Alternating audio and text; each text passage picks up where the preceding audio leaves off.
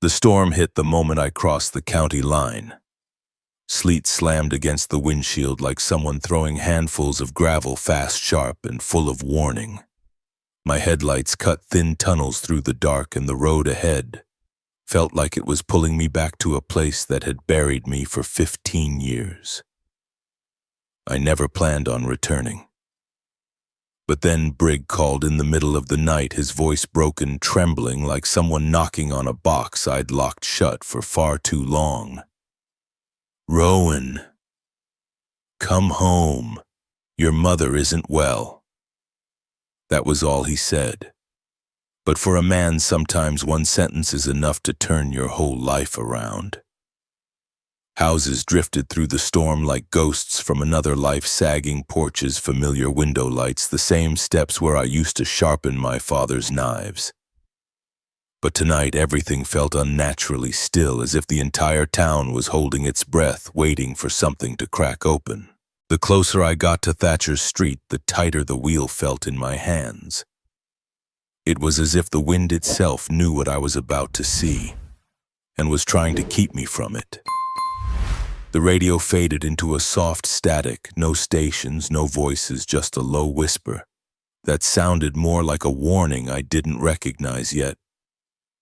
And then the light from that house sliced through the rain, warm, golden, peaceful, and completely false. Because in that moment, without seeing anything else, I knew whatever they were doing to my mother tonight, none of them wanted me to walk in on it. The wipers brushed sleet off the windshield in a slow rhythm, a kind of tired heartbeat against the glass. The wipers brushed sleet off the windshield in a slow rhythm, a kind of tired heartbeat against the glass. I had driven through storms in Wyoming and heat waves in Texas, and nights so empty, the highway felt like the only thing left in the world. But this road back to Michigan felt different. Every mile carried an echo I had tried to leave behind. The call had come 3 nights earlier. I was sitting in my truck behind a rest stop near Toledo Coffee, cooling in a paper cup, engine ticking as it settled. My phone lit up with Brig Calhoun's name. We had not talked in a long time, not the kind of long that happens by accident. When I answered, I heard the wind off the lake on his end, the same wild sound I grew up with. "Rowan, you need to get home." His voice was low, steady, but there was something under it. Something unsettled. I told him I was 2 states away, that I had a load scheduled, that I would figure something out. He did not wait for excuses. "Something is wrong with your mom. You should be here." Brig was not the type to stir panic. If he sounded shaken, I knew he meant it. I sat there for a long minute after the call ended, listening to the truck idle and the rain tapping the roof in uneven patterns. Then I called dispatch, swallowed the penalty, and turned the wheel north. 15 years is a long time to outrun a mistake. I once believed distance could silence the echo of choices I did not want to face. Instead, the silence only made it louder.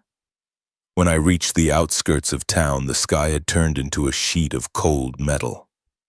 I passed places that remembered more about me than I cared to admit. The diner with its cracked parking lot, the church whose bells used to carry across the lake on winter mornings, the hardware store that replaced the feed shop where my mother once worked weekends. Nothing looked wrong, nothing looked right either. It was the kind of sameness that made the years hurt more. The lake appeared beside me, wide and gray. Ice had not formed yet, but the water held that heavy stillness that comes right before winter claims it. I rolled down the window a bit and let the cold air into the cab. It smelled of wet leaves and wood smoke and something older, something I could not name. I used to fish there with Thatcher when we were boys. He always caught the first one. I always lied and said I did not mind. I turned onto his street and slowed the truck. The houses were modest, lined in neat rows, yards raked clean for the season. Porch lights glowed against the cold. It was a quiet American street, the kind you could miss in a blink if you were not looking for it. Then I saw the house. It looked the same. Same roofline, same porch, same stone walkway I once tried to fix for my mother but never finished.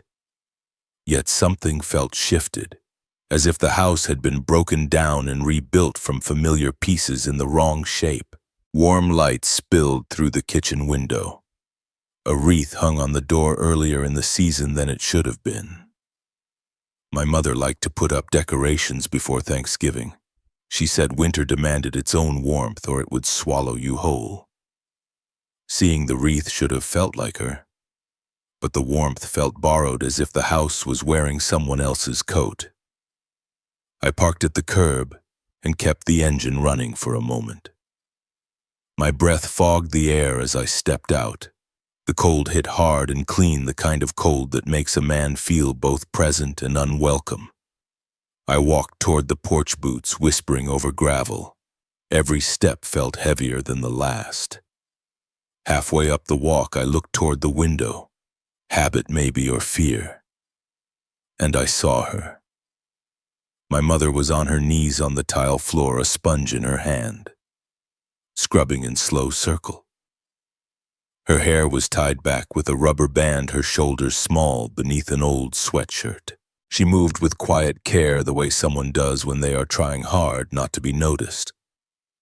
Behind her stood Sloane Ridger, arms folded, weight resting on one hip, watching. There was no sound yet, the posture said enough. I had seen that stance in loading docks and warehouses, in foremen who believed authority was shown by silence and distance.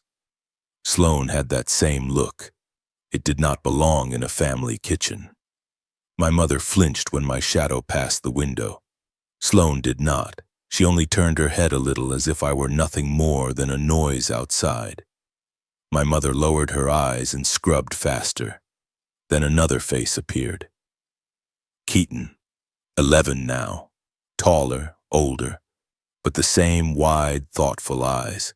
He used to wrap his arms around my neck when I carried him home from school. Now he stood half hidden behind the curtain, frozen, staring at me, as though I had returned from somewhere I should not have come back from. Recognition flickered across his face, then something sharper. Fear. Not fear of me. Fear of what my arrival meant. My hand lifted toward the door, then stopped. The cold crept under my collar and down my spine. Inside, my mother kept scrubbing. Sloane stood unmoving. Keaton watched without blinking. Nothing was said. Nothing needed to be. The truth was already there. My mother had never been a woman built for kneeling. Not when I was a boy. Not when she worked double shifts so we could have heat in winter. Not when she faced down a school principal who treated Thatcher unfairly. She had been tired, yes, but never small, never diminished. What I saw through that glass was not a woman cleaning her home. It was someone surviving inside it. I stood there longer than I should have, breath white in the air, heart thudding like a fist against a locked door. I had imagined coming home 100 different ways. None of them looked like this.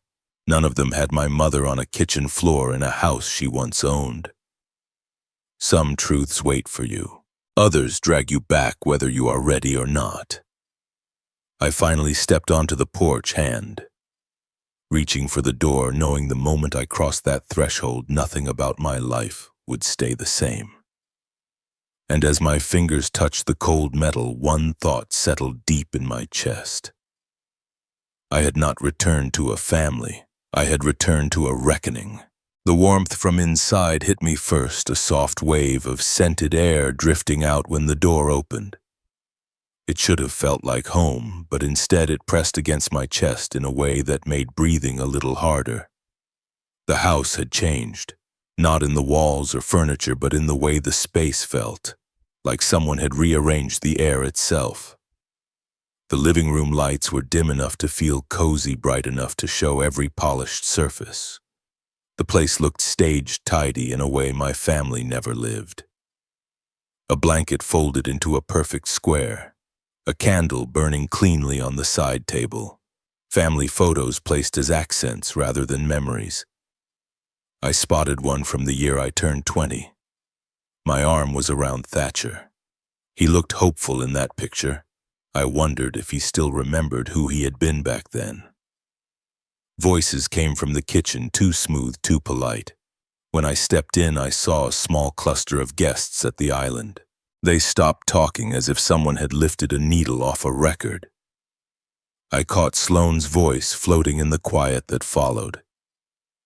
"This is our full-time caregiver. She helps out around the house."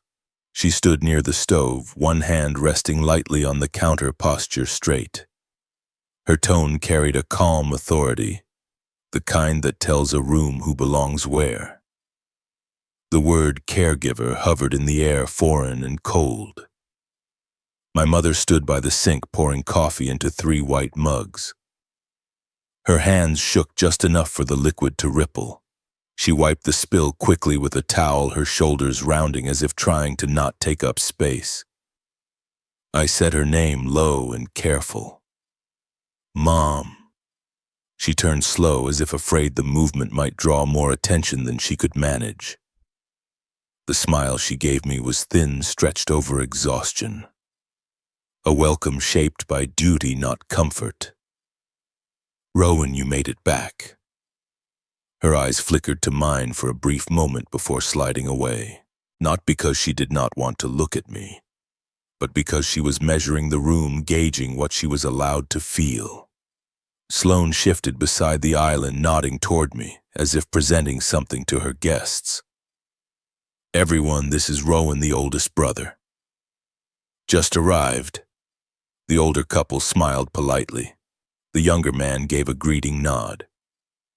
No one seemed sure whether they should ask questions or pretend I had always been expected. Thatcher entered just then, carrying the weight of surprise under a layer of irritation. He paused in the doorway, taking in the sight of me in his kitchen. His jaw tightened. "You could have called first." His voice was harder than his face, that same note of defense I remembered from when we were boys, whenever he felt control slipping out of his hands.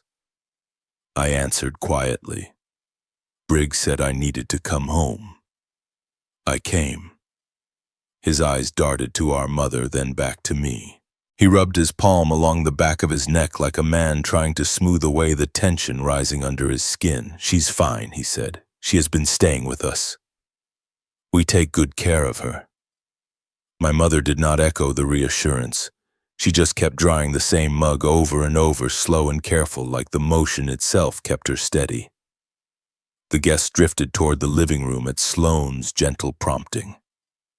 I followed them, taking the armchair farthest from the fireplace. The conversation picked up again, the kind of social chatter people use to fill silence without touching anything real. I answered what they asked, short and simple. No one asked why I had been gone so long. They likely assumed they knew the answer. Men who drive freight often have more road than home in them. From where I sat, I could see into the kitchen. My mother moved quietly, clearing plates that were barely used. Her steps were small, her sweater sleeves pulled over her wrists. Each time someone called her name, it was spoken with the tone used for hired help. The words landed heavily in my chest. Then the sound of running feet came down the hallway. Willa burst into the room with a laugh that scattered the careful calm. She jumped into my lap without hesitation and wrapped her arms around my neck. She smelled like the strawberry shampoo kids love. For a moment the room warmed. Sloane smiled at the display, the smile one keeps for company. "Willa, greet your uncle properly." The girl pulled back, grinned up at me, then said with innocent certainty, "Grandma sleeps in the garage." Silence dropped. Not sharp, but stunned. The older woman's smile froze. The younger man shifted his weight. Thatcher inhaled sharply, a sound closer to a flinch than a breath. Sloane moved so quickly it was as if the air made space for her. She lifted Willa off my lap, her hand firm around the child's wrist. We do not talk about that, sweetheart. Her voice had the softness of velvet stretched over steel. She carried Willa toward the hallway. I heard the door close in a quiet but final click. The kind of sound families pretend is normal. Thatcher gave a short laugh, thin as paper. Kids, he muttered. They say wild things. No one agreed. The older man cleared his throat and asked about the football season. Conversation resumed, but without ease. I stayed silent, watching my mother in the kitchen doorway, watching the worry tighten the lines around her eyes. She looked at the hallway the same way people look toward the ocean when someone they love has gone under. Later, when the guests were gone and the dishes were stacked, the house shifted into its private shape again. The warmth from earlier thinned into something colder, stretched by the space between all of us. I stepped closer to my mother. "Where are you sleeping?" She paused, towel in her hands. Her eyes stayed on the counter. "Rowan, please, not tonight." She sounded like someone guarding a secret that cost her sleep. Thatcher came around the corner, drying his hands. He had heard enough. "She stays in the garage because she wants space," he said. "We made it comfortable for her." I looked at my mother, searching for the truth. She didn't nod. She didn't shake her head. She just lowered her eyes, letting the towel slip between her fingers. Sloane returned with a container of leftovers and set it in the fridge. "It is late, Rowan. You should get rest." The way she said it made it clear the conversation was over. My mother walked me to the door. The light from the porch cast a soft glow over her face. She stood close, but not close enough to touch. "You do not need to worry about me," she said quietly. I could hear everything inside the sentence she did not say. I wanted to challenge it, to push, to force the truth into the open, but her eyes told me she was not ready for that fight. Not tonight. Maybe not until she knew I would not leave again. I nodded once. "I will see you tomorrow." She pressed her hand to my sleeve, a brief touch, almost invisible. A promise and a plea all at once. I walked down the steps and crossed the yard. The night had grown colder. Wind moved through the branches in long, sweeping breaths. I got into my truck and let the engine idle, watching the house glow in the dark. Through the window, I could see her silhouette at the sink again, not speaking, not resting, just standing there, small and still, holding together whatever she could. The porch light flickered once. The garage door shuddered lightly as wind pushed against it. The house sat warm and bright, but the warmth was only surface deep. Something colder lived behind those curtains, and it had been living there long before I came home. The driving helped clear my head for a while, the sound of the tires settling into that steady hum that keeps a man upright when his thoughts begin to drift too far. Morning light skimmed across the lake in thin silver lines. The wind picked up pieces of last night's cold and threw them across the road. I kept both hands on the wheel, letting the sonnets ride with me until I reached town. Arden Locke's office sat on a corner across from the old post office. A brick building with tall windows and black trim that reminded me of a courthouse from another era. The kind of place where truth stayed quiet but firm. I parked along the curb and stepped out into the cold. My breath lifted into the air as I climbed the steps. Inside, the warmth was soft and dry. The receptionist nodded toward the hallway. Arden's door was open. She was leaning over her desk, sorting a stack of folders, sleeves pushed back, glasses balanced low on her nose. She looked up when I stepped in and gave a short, steady smile. "You look worn down," she said gently. I sat in the chair across from her. The leather settled beneath me with a sigh. "Long night." She studied my face for a moment, the way someone reads a road sign to know which direction they are heading. Then she opened the folder containing the papers I had brought earlier. She lifted the caregiver contract, holding it carefully as if the paper itself carried the wrong kind of weight. Your mother signed this while she was still recovering after surgery. The nurses confirmed she was under medication. She would not have understood any of this. Her tone was calm, but the steadiness of it told me exactly how serious she considered the situation. She raised the second document, the durable power of attorney. Her eyes moved over the signatures, the missing witness lines, the blank physician section. This is not valid either. No court would uphold it, not in this condition.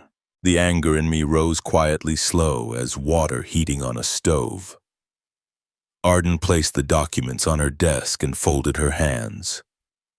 Rowan, both of these papers are void. The words hung in the air with a kind of finality. I looked at my mother's signature, thin and shaky, tilted in a way I had never seen her write. It felt like looking at the shadow of a woman I had once known better than anyone.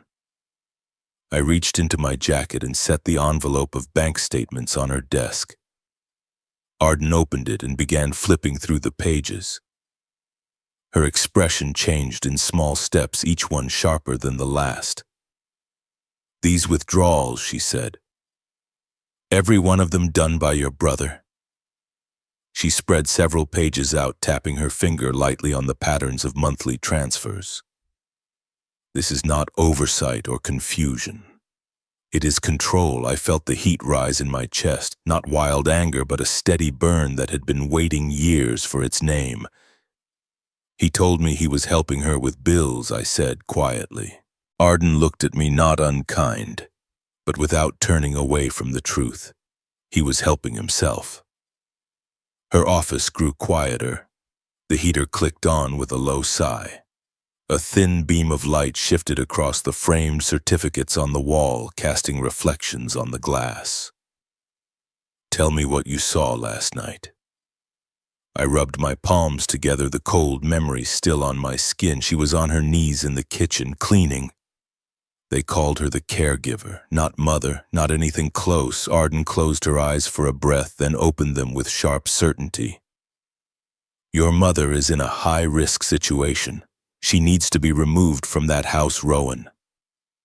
She stood, walked to the cabinet by the window, and returned with a new form. Her pen scratched across the page, firm strokes that sounded like justice taking shape. I watched her write. It reminded me for a moment of my father signing documents at the kitchen table years ago. He always wrote slowly and with care, believing that every line a man signed was a reflection of his name. My mother stood behind him on those nights, arms folded, making sure he did not sign anything foolish. I wondered how she would feel knowing she had been tricked into the opposite. Arden placed the form in front of me. "This starts the process. It is a petition to challenge both documents and request intervention. But once you file it, there is no stepping back." She waited, not rushing, not guiding, just giving room for a man to make his own choice. I stared at the papers. My name felt heavier in that moment than it ever had on any freight manifest or license or bill of lading. I thought of my mother's small voice last night. The way she clutched the towel, the way she whispered please without saying the word. I nodded once. Arden exhaled, barely visible, then took the papers again. "I need to ask something," she said. Her voice softened. "Are you ready for what this does to your brother?" I felt the old ache rise, the wound between us that had never fully closed. Thatcher had been the one my mother leaned on after I left. He had been the boy who shared my fishing line and my secrets. He had been the one I had promised to look after before I ever left this town. But the man he had become was not the one I remembered. "He did this to her," I said, "not me." Arden did not answer. She didn't have to. She finished writing and handed me the copies. "Keep these with you for now. I will handle the rest." I stood and thanked her. She followed me to the door. The hallway was bright with morning sun carrying a faint smell of paper and coffee. Before I stepped out, she touched my arm gently. "If your mother signed those documents in confusion, she has been alone in that house for a long time." Her voice held no judgment, only fact. Outside, the wind cut across the street, lifting dry leaves and swirling them under the truck. I climbed in, placed the documents beside me, and sat still for a moment. The lake lay wide behind the buildings, quiet and gray, waiting. I started the engine. The vibration ran through the steering wheel and into my bones, grounding me. For a second, I let my eyes fall shut, feeling everything settle inside me like stone sinking to the lake bed. Then I put the truck in gear and rolled forward, carrying with me the proof that the kindness my mother had given all her life had been twisted into something else behind closed doors. The sky lowered into a heavy stretch of gray. The wind pushed another wave of leaves across the hood. I drove slowly, letting the truth ride with me, steady and unshakable, toward whatever waited on the other side of town. The wind shifted just enough to move the bare branches as I walked toward the back of the house. The documents from Arden still felt heavy in my coat, as if the truth itself had taken on weight. I stepped around the corner and onto the back steps, the old wood giving the same tired creak it always had. A sound that belonged to my childhood far more than anything happening inside that house now. Keaton was already there. He sat hunched forward, elbows on his knees, fingers twisting the zipper of his jacket. He glanced up when he heard me, but dropped his eyes just as fast, like a boy afraid he had done something wrong simply by existing. I lowered myself onto the step beside him. The cold from the wood pressed through my jeans. For a long moment he did not speak. Then I saw his shoulders rise and fall, a tremor running through them before the words slipped out. "Grandma cries every night." The sentence was barely a whisper. It still hit like a blow. I waited, giving him room, letting the quiet settle enough for him to breathe. "She cries in the garage," he said. "She sleeps there so I do not get taken away." His hands clenched into small fists. I turned so I could see his face better. He kept his gaze fixed on the patch of dirt near his feet, as if looking at me might break something inside him. "Who told her that?" I asked, softly. He flinched, his chin tucked tight into his collar. His eyes darted toward the sliding kitchen door, then toward the window above it. He checked both without moving his head, the way a boy does when he knows danger comes from silence, not noise. "I heard them," he said. "Mom and Dad, they were fighting." His voice cracked again. He swallowed and tried to steady it. "Dad said, if you ever learn the truth, we lose everything." I felt something shift low in my chest. Not anger, not yet. More like a door unlocking in the dark. "What truth, Keaton?" He shook his head quickly. Too quickly. The kind of shake that comes from fear, not refusal. His small hands shot out and gripped mine hard, colder than the air around us. "I cannot say it." The words came out choking, almost swallowed. He looked up at me finally, his eyes wide and glassy. The fear there was too old for a boy his age. It tightened around him the way frost tightens around branches before a storm. I reached out and held his shoulder gently. "You are safe here." He didn't answer. He only leaned a little closer, as if the space between us could shield him from whatever he was carrying. Footsteps sounded inside the house, water drifting through pipes, then quiet again. Keaton's head jerked up. He stared at the door, waiting, listening for something I could not hear. When nothing happened, he exhaled in a shaky breath and loosened his grip on my hand. The sliding door opened a moment later, not wide, just enough for a strip of warm air to escape. Then Willa came bursting out, her boots kicking small bits of gravel across the step. Her laugh bounced across the yard, bright and careless. She ran up to me, leaned close with that conspiratorial smile only children have, and whispered, Mommy says Uncle Rowan is bad. Then she spun away toward the swing set without waiting to see how the words landed. Keaton watched her with a kind of stunned quiet. His face went pale and he looked at me as if expecting me to break apart right there. I didn't. Something colder, cleaner settled inside me instead. I lifted my eyes toward the kitchen window. Sloane stood there. She did not pretend to be busy. She did not pretend she had not been watching. Her fingertips rested lightly on the counter, her posture calm. Her smile barely curved, thin as a paper cut, a smile used by people who believe they own the room and everyone in it. She held my gaze without blinking.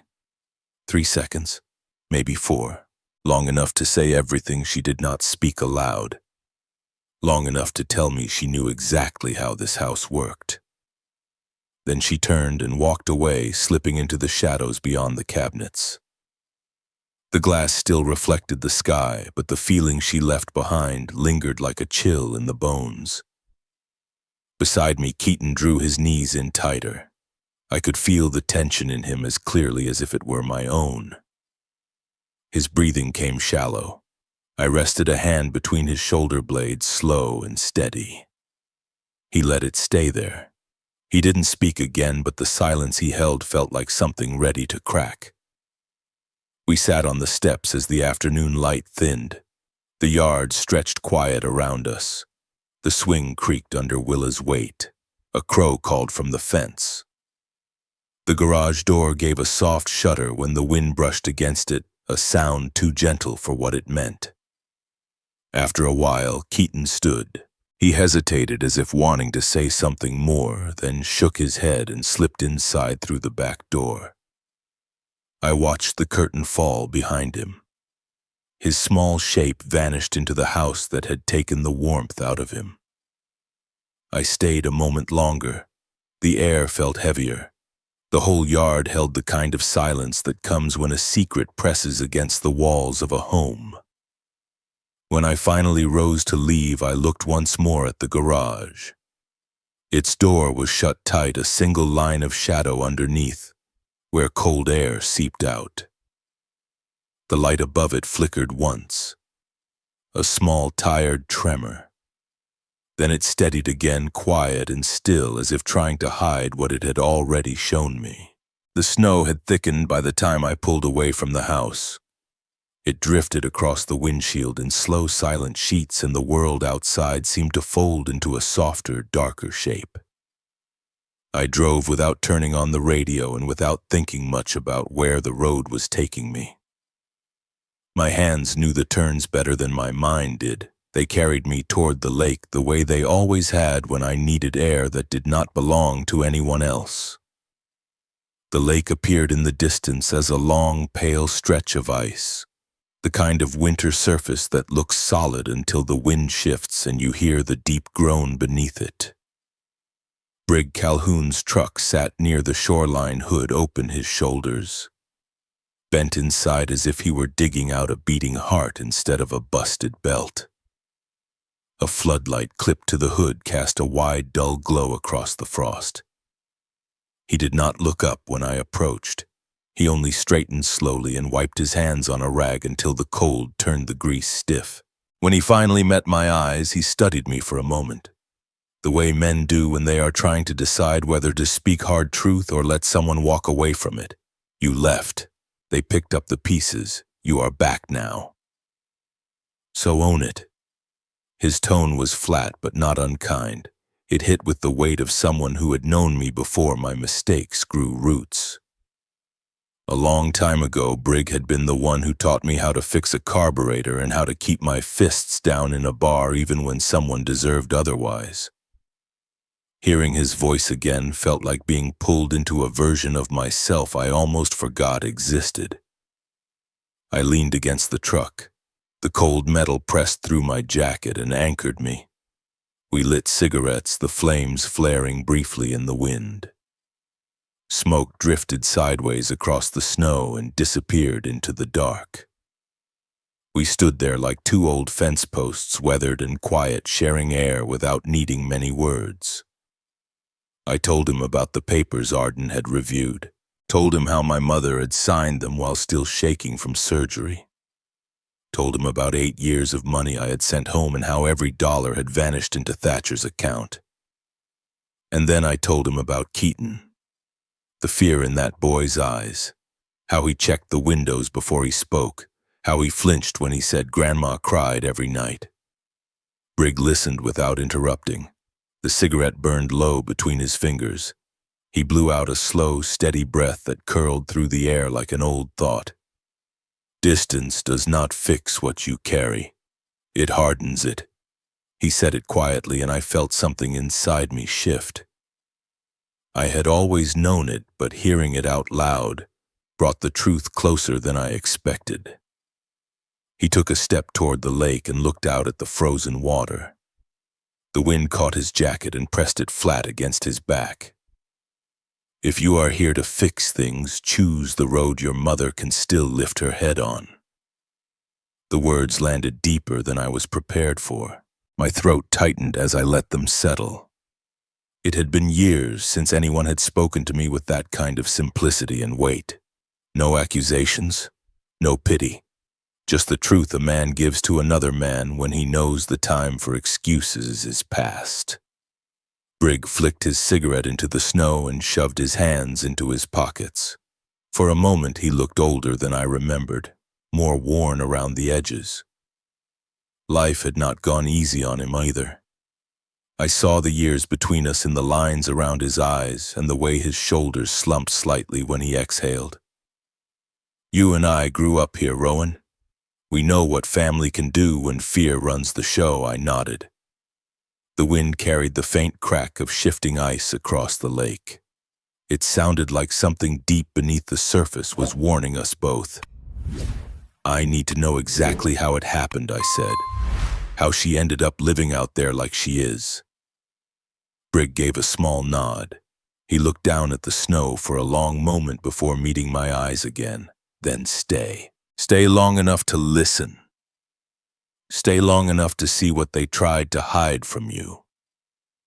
We smoked another cigarette together, not talking much. The way we used to back when life was simpler. Back when silence felt like trust instead of distance. I remembered nights when Brig and I were younger, sitting on this same shoreline with beers. We had no business talking about plans we would never follow through on. I remembered him dragging me out of fights and me picking him up after he drank too much at his father's funeral. We had been boys then, angry and stubborn but loyal. It made sense he was the one to say this now. It made sense he saw the truth sooner than I did. When the cigarette burned down to the filter, Brig tossed it into the snow and dusted off his hands. Be smart about this. Anger burns quick. But truth, that takes patience. I let his words sit between us. Snow began to fall harder now, thick flakes sticking to the brim of his cap and the shoulders of my coat. The lake groaned again under the shifting cold. The world around us dimmed into gray. I told him I would stay as long as it took, that I needed to gather every detail, every sign, every piece of how my mother had been pushed into a life she never deserved. I needed answers, not revenge, and I needed to protect her without tearing the rest of the family apart. Unless there was no other way left, Brig nodded once more. Slow, measured, the nod of a man who understood the weight of the road I was choosing. I walked back to my truck while he went to close the hood of his. The snow muffled our steps. The road looked different now, narrower and quieter. I started the engine and sat for a minute as the heat slowly crept through the vents. The windshield fogged faintly at the edges from my breath. I drove back toward town with the headlights carving narrow tunnels through the falling snow. When I reached the edge of Thatcher's street, I slowed the truck and let it idle. His house glowed through the trees, the windows giving off a soft, unsteady light that shimmered in the weather. The air felt sharper as I stepped out and leaned against the door. The snow that landed on my coat melted slowly, turning to cold beads that sank into the fabric. I watched the house until the lights blurred and the yard softened into one quiet shape. Something inside those walls had shifted since the moment I walked away from the backyard. Something was coming undone, piece by piece. And if I did not move soon, if I did not choose my steps carefully, whatever was breaking in that house might not be something any of us could put back together. Rain swept across the windshield in hard, uneven strokes as if the storm had been waiting for this exact night to come undone. I sat for a breath inside the truck, while the engine hummed beneath me, watching the world blur into silver and darkness. The wipers pushed against the weight of the water, but the glass fogged at the edges with every slow exhale I took. I stepped out into the downpour and felt the cold sink straight through my collar. Arden's car rolled in behind me, its headlights cutting thin beams through the wet air. And Officer Reed Bannock arrived seconds later, the dull glow of his cruiser barely visible through the sheets of rain. The three of us climbed the porch steps without speaking. Each footfall was swallowed by the storm. The porch light flickered above us, buzzing as if it could sense what was about to happen inside the house. My hand brushed the railing slick with water before I knocked on the door. The wood trembled under my knuckles. Thatcher opened it in a sharp motion. His shirt was rumpled and his hair stood in damp spikes as though he had run his hands through it one too many times. When he saw Arden, his face hardened. When he saw Reed's badge, his mouth tightened into something sharp and frantic. "What are you doing here?" His voice cut through the storm. Reed stepped forward with a steady calm that seemed to quiet the air around him. "We need to speak with your mother." Thatcher tried blocking the doorway, shoulders squared, breath rising too fast. I saw the fear in his eyes, but also something else, something bruised that he was trying to hide. Sloane appeared behind him. She moved into the room with the poise of someone who had rehearsed for every possible outcome. Her eyes tracked each of us, cool and exact, the way someone scans for control in a room slipping from their grasp. "Come inside." No reason to let the rain take over the conversation. Her tone was smooth on the surface, but carried the faint tremor of a woman beginning to sense the ground shifting under her feet. She stepped aside and led us into the living room. The lamps glowed warm against the walls, but the air felt tight, as if the whole house was bracing for impact. My mother sat on the edge of the couch with her hands folded so tightly her knuckles had gone pale. She looked up at me, and in that brief glance I saw the years she had tried to hold together. The room seemed to shrink around her. Reed stood in front of her, hat in hand. The storm rattled the windows and filled the space between each word he spoke. "Mrs. Wexler, I need to ask you something. Do you want to leave this house?" The question fell into the room like a stone dropped through still water. Thatcher inhaled sharply and took a step toward her. Arden raised a hand, slightly not touching him but placing a silent boundary that Thatcher froze at. Sloane held her composure for a heartbeat too long. Her chin lifted, but her fingers curled tight against her arm. My mother did not speak. Her breath shook in her chest and her gaze drifted toward the hallway where Keaton's room sat behind a closed door. A memory flickered across her face, a memory I could not see but could feel, something she had carried alone for far too long. Reed crouched down to meet her eyes, his voice soft. "It is your choice, ma'am. No one else's." Her lips parted. A tremor worked its way down her shoulders, the kind that comes from trying to hold back something heavy and failing. Her hand rose to her chest, pressing lightly as if steadying her heartbeat. "Keaton is not Thatcher's son." Her words cracked open the room. Thatcher stumbled back into a chair as if someone had taken the ground from under him. He looked toward the hallway with a shock so raw it hollowed out his entire face. His eyes widened, searching the shadows for the shape of the boy he had raised for 11 years. His breath hitched and he pressed a shaking hand to his mouth. My mother wiped at her cheeks, but the tears kept falling. I stayed because they said he would be taken away. They told me if I ever left, he would end up in foster care. Her voice trembled on the last words. She looked down at her lap, shoulders shaking. The truth had broken free and left her exposed, small and trembling like a branch, still holding on after too many winters. Reed turned to Sloane, his tone sharpened, not loud but firm enough to make the air shift. "Did you tell her that?" Sloane stiffened. Her eyes flickered toward the window, then to Thatcher, then back to Reed. Her breath caught for half a second before she spoke. She misunderstood. Her hand tightened over the fabric of her sleeve. A small movement, quick, almost invisible, but not missed. Fear slid through her expression like a shadow slipping under a door. Arden stepped closer to my mother, keeping his voice quiet and steady. "Mrs. Wexler, did someone in this house make you believe that leaving would harm your grandson?" My mother nodded, small and weak. Her face crumpled under the weight of it all. Sloane said it. "She told me if I walked out that door, he would be taken." Thatcher made a sound deep in his throat, something between a gasp and a plea. He pushed himself to his feet and looked at Sloane with disbelief. His shoulders trembled. His hand reached out an inch before falling back to his side, unable to find balance in the truth he had just heard. He looked at me then, eyes wet and lost, as if searching for an anchor in the middle of a storm neither of us had prepared for. I stood still.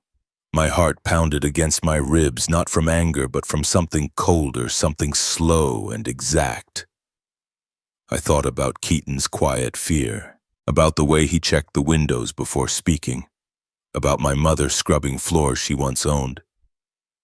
Everything tightened into a single understanding.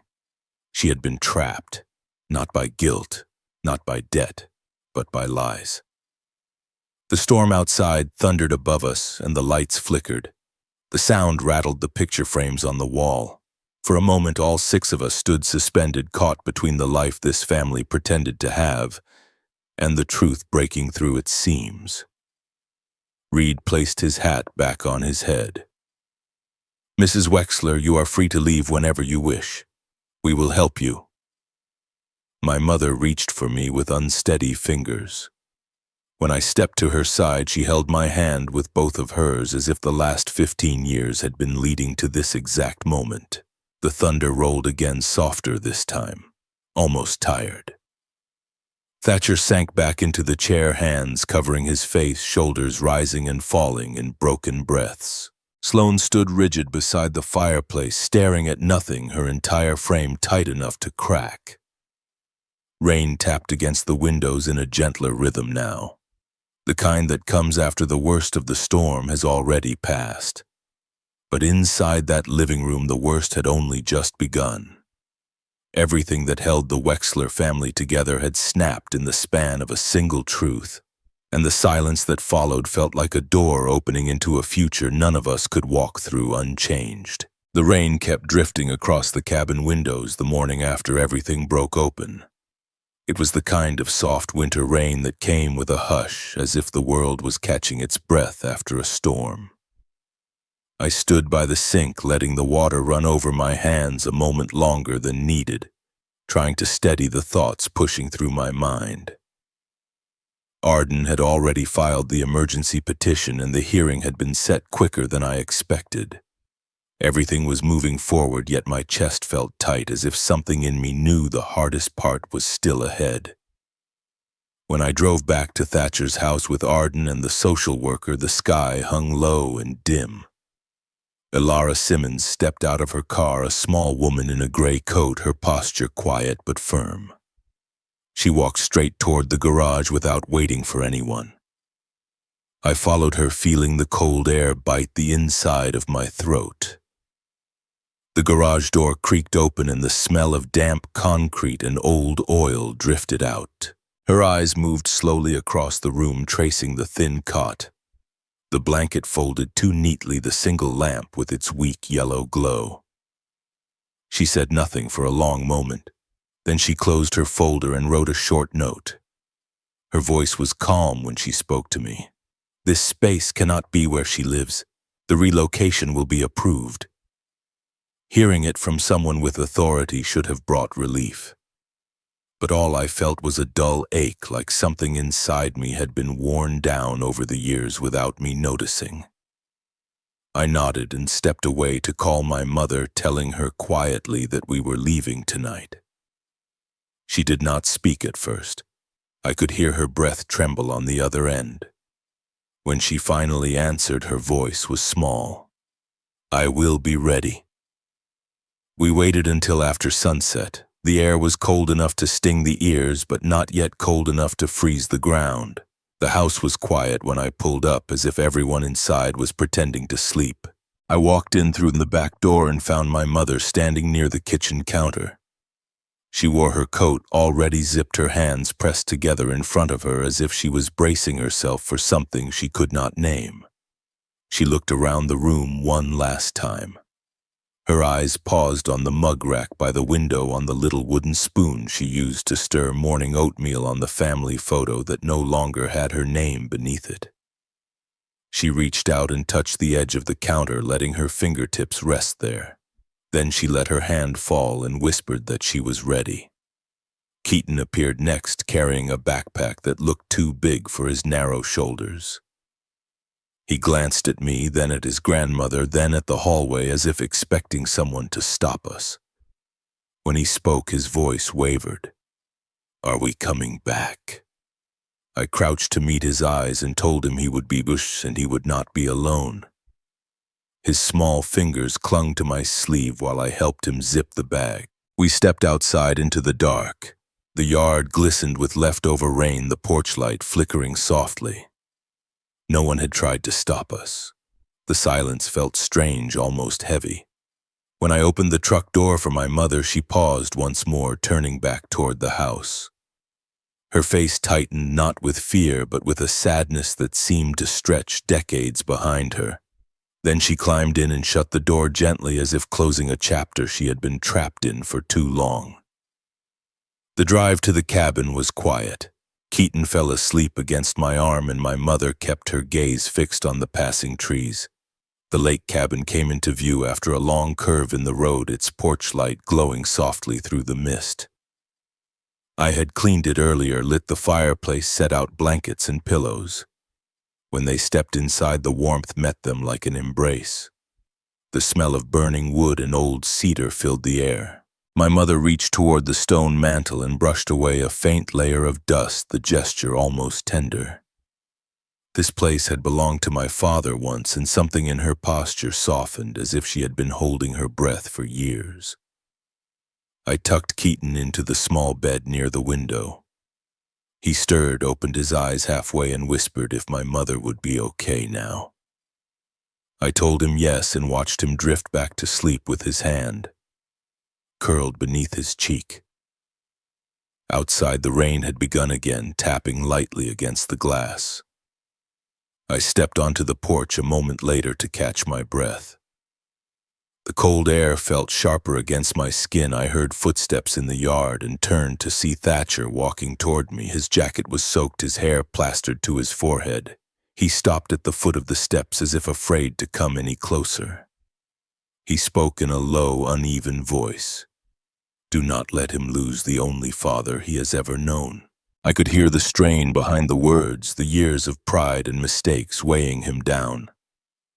I looked at him and felt something shift inside me, something that had been locked tight for too long. "Being a father is not about blood," I said. "It is about keeping a child safe." He lowered his head, the rain sliding down his cheeks like tears he refused to shed. We stood there for a quiet moment, two men cut from the same history, yet shaped by different kinds of grief. He raised his eyes again, and there was something in them I had not seen since we were boys. A faint glimmer, small but real, like a spark buried under ash. He turned to leave, his footsteps heavy in the wet grass. I watched him walk into the dark until the mist swallowed him. When I stepped back inside, the cabin felt warmer, almost alive. My mother was sitting near the fire, her hands clasped loosely, her posture calmer than I had seen in years.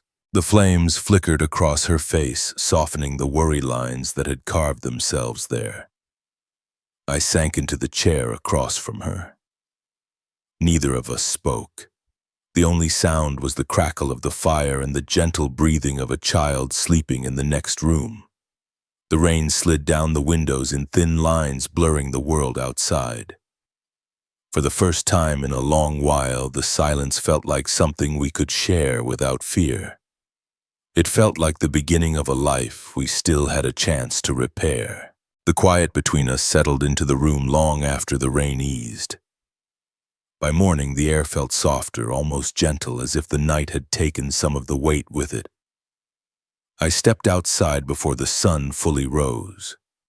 The cabin porch creaked under my boots and a thin layer of snow drifted across the boards. The flakes were light enough to disappear the moment they touched the wood.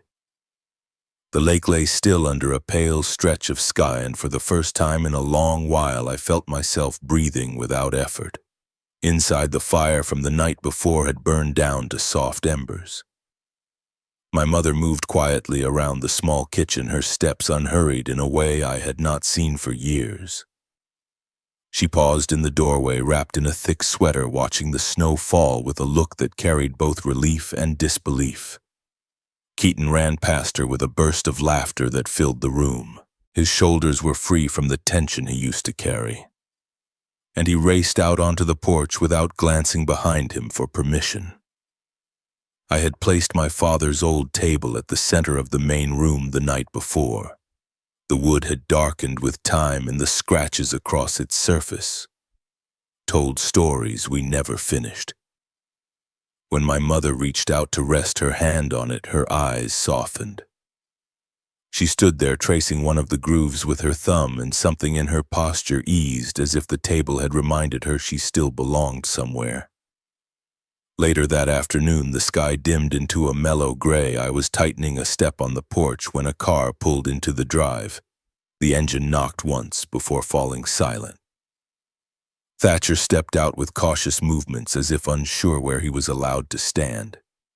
He held an envelope in both hands. The paper looked older than either of us, the edges worn smooth from time. He handed it to me without a word. I recognized my father's handwriting the moment I saw it. When I unfolded the paper, I found a simple will, the kind a man writes when he wants to leave something steady behind. The lake lot belonged to both of us equally. No conditions, no secrets, just the hope that one day his sons might sit side by side without bitterness between them. I folded the will and slipped it back into the envelope. Thatcher sat next to me on the steps. The boards were cold under us, but the silence carried a warmth that felt new. We lit a cigarette each. The small flame flickered once in the mild wind, then caught. Smoke curled upward in slow ribbons that dissolved into the gray air. Down in the yard, Willa packed snow into uneven shapes and launched them toward Keaton. He shrieked and dove behind the old birch tree. His laughter echoed across the frozen water. My mother stepped onto the porch to watch them. Her scarf brushed her cheek as she leaned against the rail, her breath rising in faint white clouds. Thatcher leaned forward, his elbows resting on his knees. His voice sounded rough when he finally spoke. I made choices I thought I could control. Turns out I was wrong. I let things run wild and I let people get hurt. He stopped there, unable or unwilling to go further. The rest lived in the space between us, but for once it did not feel like a wall. I looked out over the lake. Near the shore, the ice was thick and clouded, but farther out, a dark ribbon of open water ran across the center. It felt like a reminder that even in the coldest seasons, something keeps moving below the surface. Something alive, waiting for a chance to break through. Inside the cabin, the fire crackled softly, filling the room with a gentle warmth. My mother gathered folded blankets near the hearth. She stood taller now, her movements no longer shrinking into corners. Keaton looked up from his drawings at the table. He smiled in a quiet, steady way that settled something deep inside me. The day drifted toward evening. The porch light flickered on as the sky deepened into a soft blue. Thatcher rose and dusted snow from his jeans. He did not apologize and did not try to explain. He simply nodded, a gesture carrying more truth than any speech could. I nodded back. He walked to his car, slowly pausing once to watch the children. Then he drove down the road, the sound of his tires fading into the trees. I stayed on the porch for a long time. The cold touched my face, but it did not push me back inside.